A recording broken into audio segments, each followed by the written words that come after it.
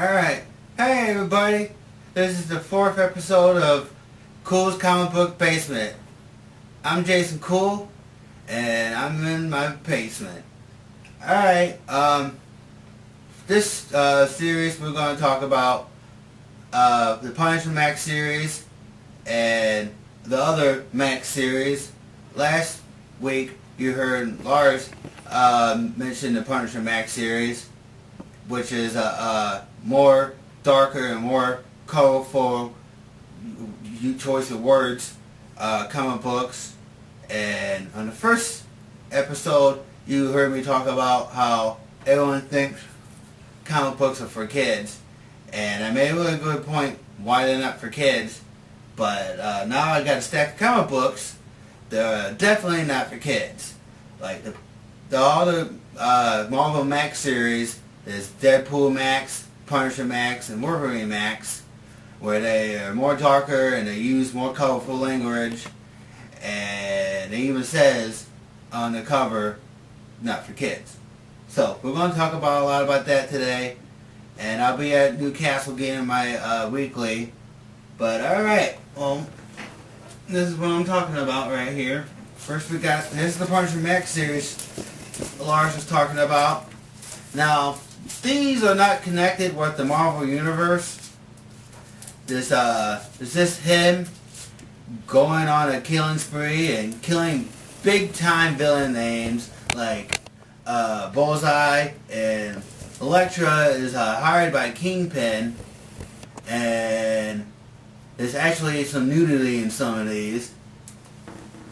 Also, and these are really good covers, I like them. And it's just about him taking out big hits on big names. Like, and the very last guy he goes against is Punisher. And at the end of this series, he ends up killing Kingpin, but he also dies at the end of this series also. And it's a really good series. I liked it a lot. And it's just, if you want to go look up Punisher, you should go check this out. It's really bloody and it's really awesome. Now this is Untold Stories of Punisher Max. It's okay series. It's basically another way of Marvel getting your money. Basically, and it's okay. Now this is Wolverine Max. Wolverine, he likes to use colorful language, but because, you know, they gotta make it also for kids to read, he can't do that a lot. But Wolverine Max, he can, you know, it's about him just doing what Wolverine does best, which is killing bad guys.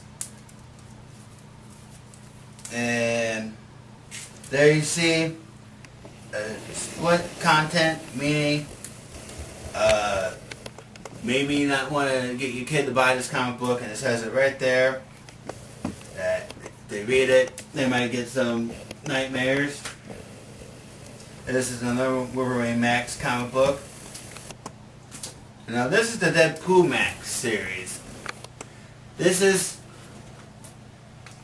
about, now I know the artwork ain't that good, but if you can look past that, it's a really good read, and it takes place back when Deadpool didn't exist, but they just did the story anyways. It's about him and Hydro Bob. Now, if you guys watched Captain America movie, they did a big thing on Hydra, which is basically Marvel's version of the Nazis. And this takes place back in World War II era, and Hydro Bob is a secret agent. He's not a bad guy. He, you know, basically he acts like he's a Hydra agent, and so he can get the, you know, scoop on what Hydra's planning next. And basically he always played like the sidekick of Deadpool. And basically, here's some more covers. Basically, it's just them taking out terrorists and taking on just taking out war villains and taking out people, going through a bunch of, just going through a whole bunch of crazy missions that I had to go through.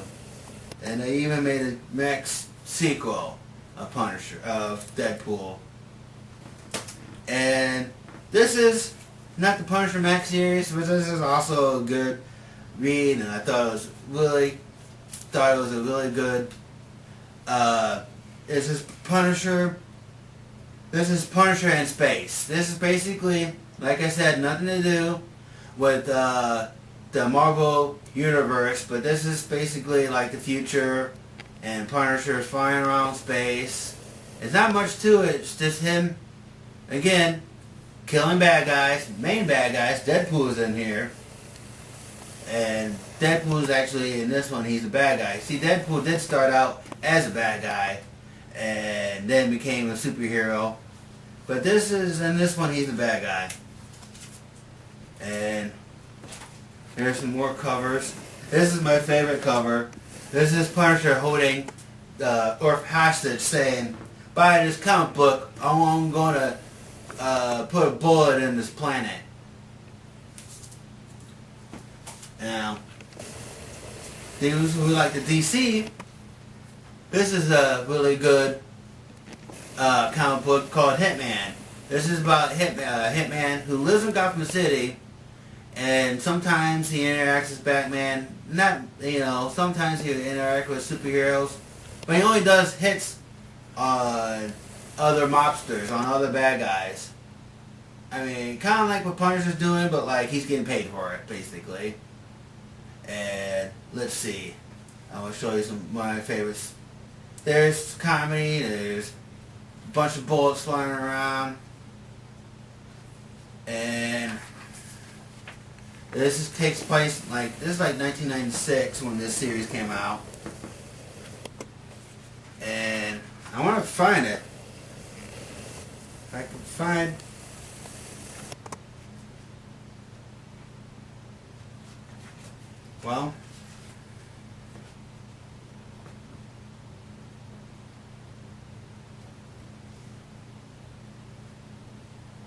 Well, I can't find it, but there's this scene in there where a guy is at their favorite hamburger joint, and he's eating hamburgers, but he has a heart attack. So as soon as his heart attack starts, some mobsters come in there and try to shoot up Hitman and his partner. So they get behind the fat ass and use him as to block the bullets and as a barricade. While he's having a heart attack. And there's a lot of they only go through 68 issues, but all of them are really good. And there's a time when he teams up with Green Lantern, and he'll team up with Superman. Oh yeah, this is another. I showed you Deadpool kills Marvel Universe. This is the third part to that series, where Deadpool kills Deadpool.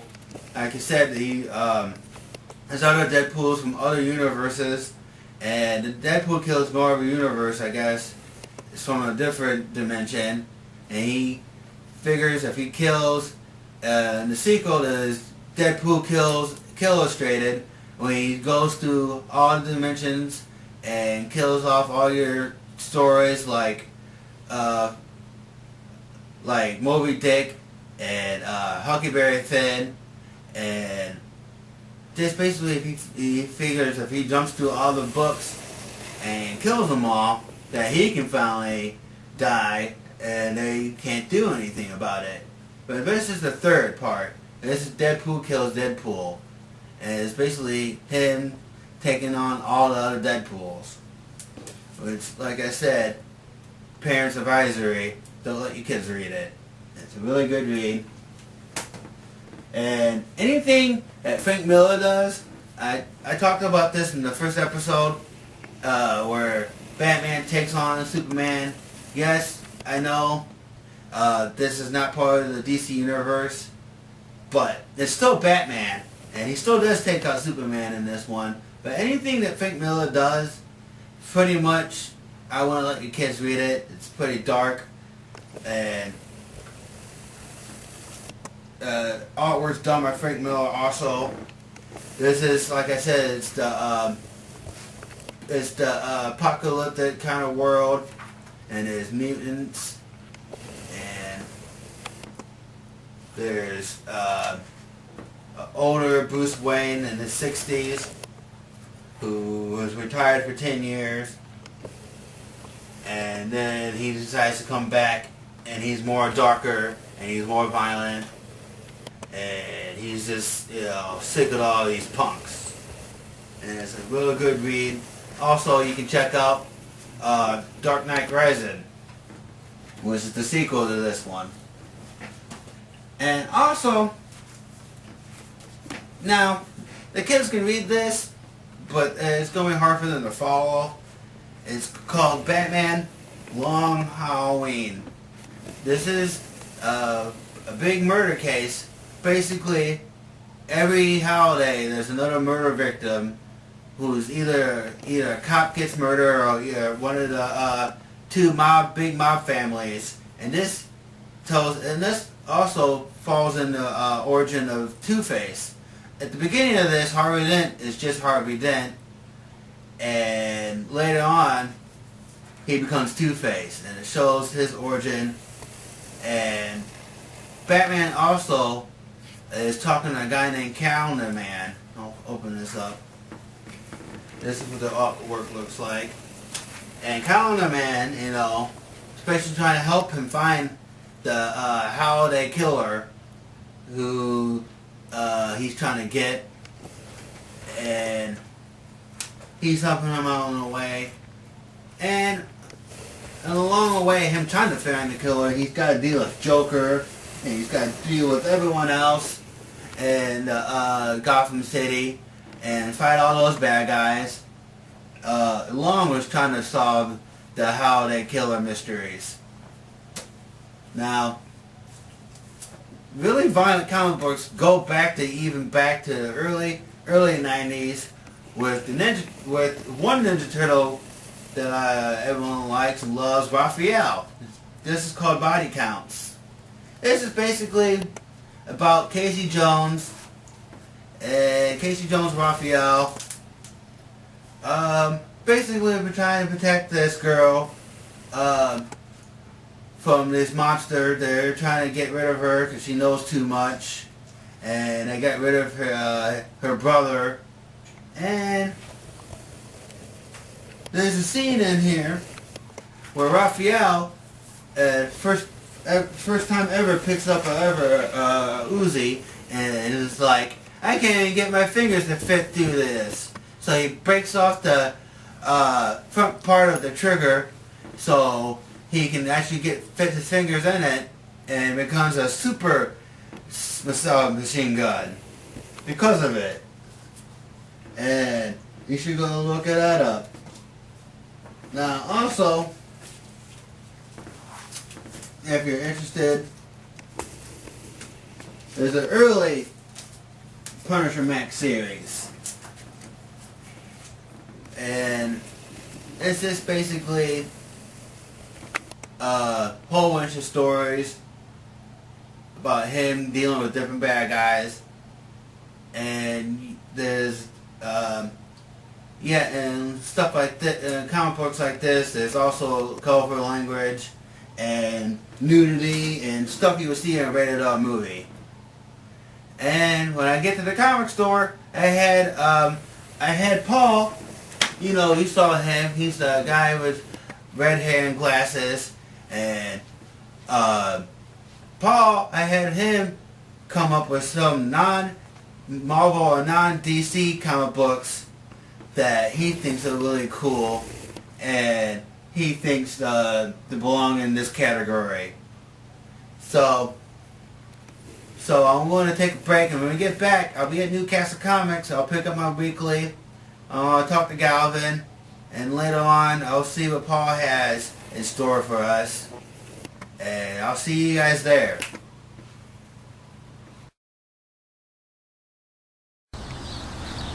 Alright everybody, we're at Newcastle Comics. And I'm going to go inside and get my weekly. I don't want to go here because they got everything I need.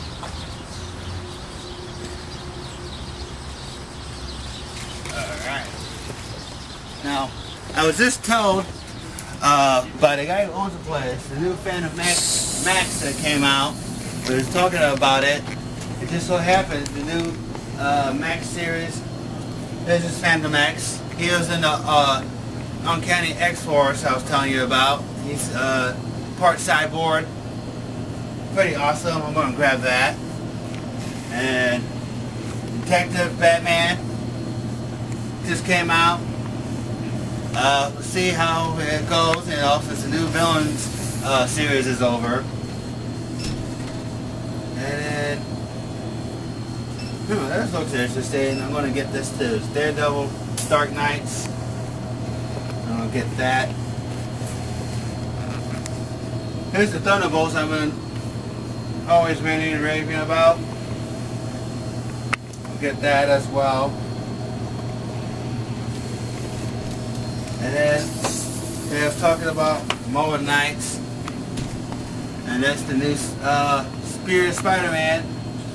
Basically taking on all villains, all the time, everywhere. And that's supposed to be really good. And it's the second issue of Forever Evil. It's the whole secret society and Unjustice League forming up and taking over the place. And this is Star Wars. This is George Lucas's rough draft when he was doing a Star Wars movie. This is the rough draft. And so this is basically the same story, but like totally different, and supposed to be really good. I'm gonna grab that. And I think I'm set. I'm gonna go up here and buy my comic.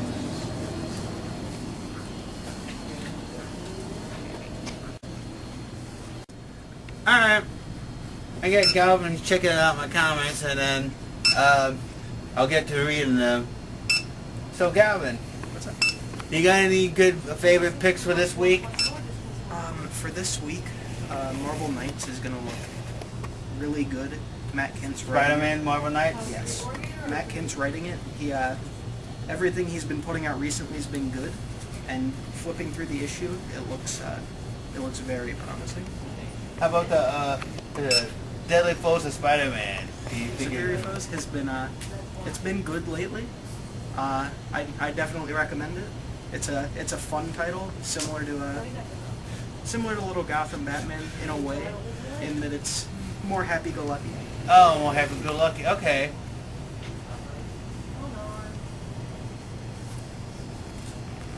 And if people haven't picked it up yet, the Star Wars rough draft script has been very good. Yeah, we were talking about that a second ago.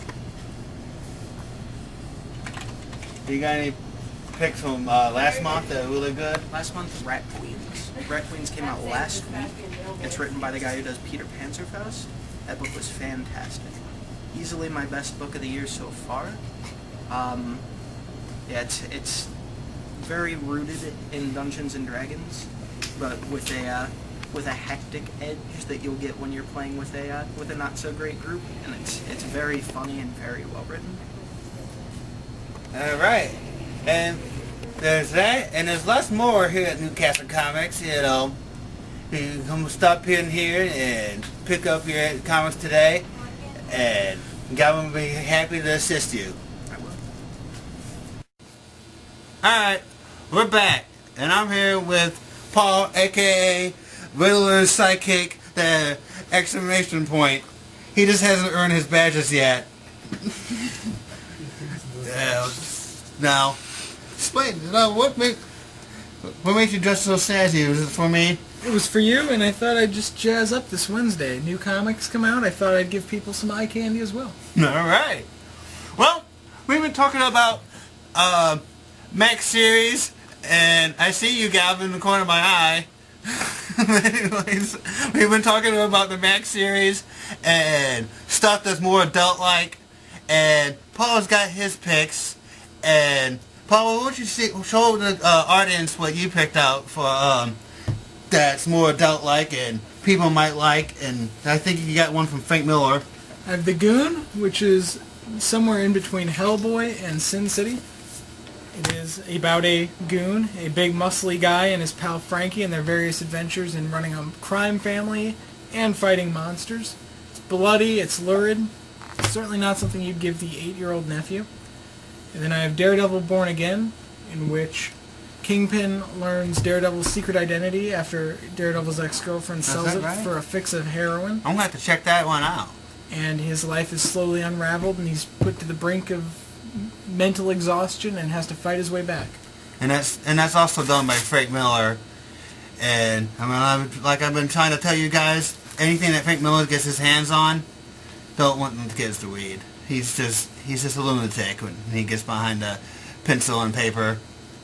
And if you don't know who Frank Miller is, he's the one who did the 300 and Sin City. Really good movie if you haven't checked it out. And also in the Max series, I haven't brought up yet, is the Furry Max series. And now, like I've been trying to tell you, they always been trying to be more realistic, you know. And Nick Fury is pretty much the main guy in Marvel who uses the F-bomb a lot. So if you get this one, there's going to be a lot of F-bomb dropping and a lot of blood shedding, a whole bunch of fun. And now, for people who don't know comics and read the Avengers movie, it's like, why is Nick Fury not a bald black guy? Well, this is what he used to look like before Ultimate Universe came out, and they messed it up, the whole look for Nick Fury. And I like this one better with the eye patch and the gray hair on the side. And this is some cigar smoking guy fighting crime, and he's the head of S.H.I.E.L.D. And he's just friggin' awesome. Alright.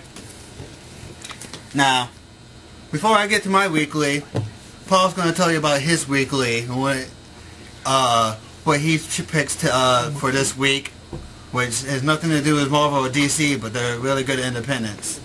Show me what you got, Paul. Got the CBLDF annual, which is the Comic Book Legal Defense Fund. It's for when artists or creators or fans get in trouble with the law and cannot afford a lawyer. It is designed to fight censorship, and it's always a bunch of artists, writers collaborating on little short stories. And I believe most of the profits Make it so you can see the cover better, buddy. Right. Most of the profits go to the CBLDF. The one story in here that stands out is What If Wortham Was Right? And Frederick Wortham was the guy who in the 50s took comic books to court as being poisonous to the minds of youth with the Seduction of the Innocent trials. And it pokes fun at what if Wortham was right and superhero comics cause kids to go crazy. Next I had Grindhouse, and this story is Bee Vixens from Mars. It is insane is the best way to put it. It's oversexed, overly violent, the dialogue is cheesy and campy, the art is cool, and the women wear very little. Right. And it also has Bee Vixens from Mars. Excellent pick. I can't wait to check those out myself. Alright, now, my first weekly pick is Forever Evil. I like it. It's basically talks about the story about the Injustice League, and at the end of Infinity War, these are the people who killed, quote unquote, killed the Justice League, and it really just tells about them getting their start and just doing all kinds of evil. And the Teen Titans are in here, and as you can see, they're all laying down there Kid Flash, he has some trouble taking out, he gets taken out by, I haven't, this guy right here, I haven't memorized his name yet. He's a new guy. But it's really, the Teen Titans really just go try to find Nightwing, and they're not very successful. They really just get their butts handed to them. Alright, I'll talk about that a little bit. Now we got Spider-Man with 99 Problems. Now, I know this sounds like a Jay-Z song, but it's nowhere close to the rap song. Basically, Arcade, he's got him. Arcade has got him captured, and he's making him go against 99 villains. They're not the actual villains, but it's basically like Arcade is a guy who can, create video, does a good thing creating video games, and he creates death traps, and he can create like an actual holographic figure who can pretty much do what the villain does. He's not as strong as the villain per se, but yeah, he's going to make him face 99 villains in the Marvel Comics. Now, here's the thing with comic books, and when, right now, as you know, last September, there was no, Batman, and none of them were gone. Now, see, this is what, this is one thing that you gotta, keep on doing. Comic books makes you put the timeline in your own perspective, Infinity War just took place, the whole Forever Evil is taking place, and they want you to put the timeline, they want you to put the timeline where you think it's going to happen. Because right now, Batman's taking this guy out named Raft, and then it's outside the timeline of the Infinity War and the Forever Evil series. So you gotta decide where it falls into the timeline. But it's a good read. Detective Comics never let me down, and you should go get it. Here goes the Phantom X. Now, I decided I was going to do the whole Max series last week, but I forgot that this was coming out. So just by chance, this one comes out. This is Phantom X. He's a new guy. Like I said, he was on Uncanny X-Force. Part of him's Cyborg, and this is about him protecting a soon-to-be extinct alien species, and some other secret agents don't like that idea, and they're trying to stop him. It's really good. Just check it out. Alright. You be able to finish the rest at your house? A second. Thunderbolts, I need Paul to come back over here. Now this is Thunderbolts. This is where there's an alien invasion and the whole infamous thing's coming out. And this is, Paul likes reading this, and he's been reading, it's a good read. And then there's also the Mafia, who trying to warn other Mafia family. And let's see, can you get in here, camera guy? Now I want you guys to take a look at the artwork. See, to me it looks decent, but some of these people have squares for heads. And a while ago, Paul told me he wouldn't read Deadpool Max because of the artwork. Now, I don't know. It ain't the same. I'll show the inside artwork with the pastels. I will. I'll do that. It looks like an Easter egg exploded all over Marvel. Alright, let's compare the two. And there's also a $1 difference. There's also a $1 difference. These are $4. How is $3.99, $2.99. This is written by David Lapham, who's not really that good of a writer. versus Chris Sewell, who is a young and up-and-coming quality writer, lighting it up on Swamp Thing.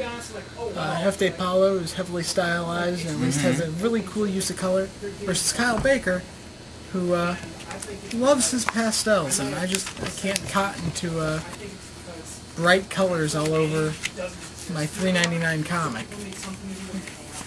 Right. Pink use the shadows, I don't dig that. Now, Okay. if Thunderbolts was $3.99, I'd probably not get it, because that artwork is certainly not worth $3.99. But it's worth your time to read? Yeah. Okay. Now, I agree with most of it, but I can look past this artwork, and Deadpool Match I still think is a good read.